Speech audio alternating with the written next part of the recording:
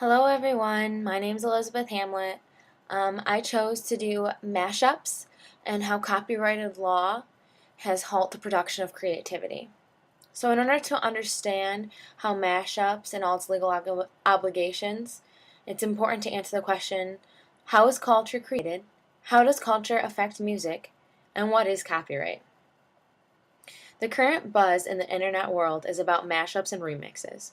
Unfortunately, there is always a legal obligation of engaging in aspects of practices of mashups and remixing. These mashups are made from copyrighted material and made a part of a cultural existence and the expression, without permission of the copyrighted owner. The million-dollar question is, where does copyright infringement override the development of new media to enhance culture? First, is it important to understand how culture is created? How is culture created? A simple question with what should be a simple response. Culture is based on the traditions and generations of the people before you have built, gradually building and transforming with time. Experts suggest we now live in a remix culture. The feeling of this remix culture has been the rise of the new digital technologies, along with the internet, which has made it even easier to reuse and remix the existing store of knowledge and culture, the producing and dispensation of creativity.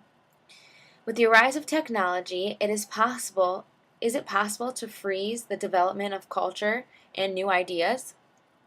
In the documentary A Manifesto, it explains how copyright laws could be doing just that. The copyright laws claim to produce the rights of a producer or artist's intellectual property. However, these laws may be too constricting. Is it possible that in order to fully protect someone's idea, it is no longer allowed to duplicate or reproduce samples of someone's former idea? Could this thought be putting a halt to the developing culture and stop the flow of new ideas? In order to support the flow of ideas, the public domain was created. Generally speaking, the public domain consists of works that are either ineligible for copyright protection or are expired copyrights. It is important to note that no works in the public domain need permission to be copied. When it comes to mashups, it is really a fight between public owners and public domain. By limiting the use of public domain and increasing the right of private owners, it puts a strain on the use of creativity.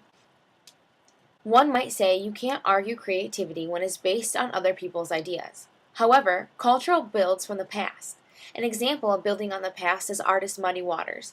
He created his own style and beats, and throughout the years, various groups of artists, such as the Rolling Stones, have altered and changed the beats of the lyrics in order to produce, quote-unquote, their own idea, or version of this song.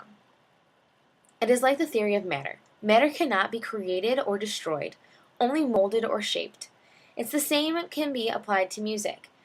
You can always create your own version of something and call it new. But in reality, someone before you has already explored the same concepts you are defining as your own. If everything in this world has been built on top of something that has previously existed, how can anyone claim to have an original idea? Hence, how can a person or organization prevent the recreation of something they themselves have only just recreated? Before the early 2000s, as ideas developed and started to shift, so did copyright laws. At first, it seemed to be a pretty flexible relationship. As you look through history, there are not many ideas, only ones that have been altered to complement modern-day society. The intention of copyright law was to protect the rights of an endeavor and what they have created. Unfortunately, the focus has shifted from this idea onto a major corporation finding a way to make just an extra buck. Anytime a song or a sampling of a song is played, whoever holds the rights to the song is making money. It is not about who the song is originally by, but rather who holds the copyright to this song. Copyright owners have the rights over all reproduction, copying, communication, adaptation, and performance. In order for even a fraction of a song to be played, you need to buy the rights to the song. Otherwise, you could be fined, unless it is licensed openly.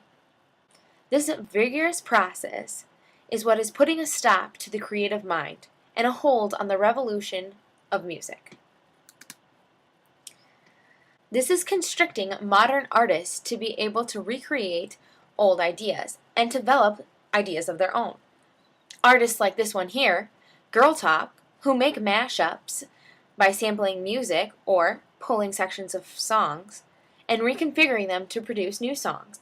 These songs usually have totally different meanings that are put together by the uses of beats and lyrics for a variety of different songs. Mashup music, in its simplest definition, is a song or composition created from a master track. By law, copyright is illegal. These familiar beats mashed up to create something new is not allowed. Samples of these songs are viewed as intellectual property, and each time needs to be purchased. This causes a problem when one song could potentially hold 20 plus different songs all mashed together. Here's a clip just showing how expensive copyright can be. So let's do the math. This Girl Talk song crams 21 songs into 3 minutes. Each title is owned by an average of 4 corporations who want at least $2,500 per sample. That makes $210,000 just for the publishers. The recordings are owned by labels, another $52,000. So far, that's $262,500. To clear his album, he'd be looking at well over $4 million. And the best part is that if any of these 85 corporations don't like mashups, they can just pull the plug. From this clip, derived from RIP, a manifesto, the cost to creating this music is extremely expensive. These costs are constricting and do not allow someone to have the freedom of speech. How can any new ideas or thoughts be created if you're not allowed to build off existing ideas? Needless to say, these laws have not halted the production of music performed by Girl Talk. Girl Talk has not, during his 10 years of mashup art, faced a single lawsuit for copyright infringement. Even though recording labels have not sued Girl Talk, none of his albums are carried by iTunes nor any of the CD's distributors, presumably because they do not want to deal with copyright concerns. Each song created by Girl Talk takes months of preparation.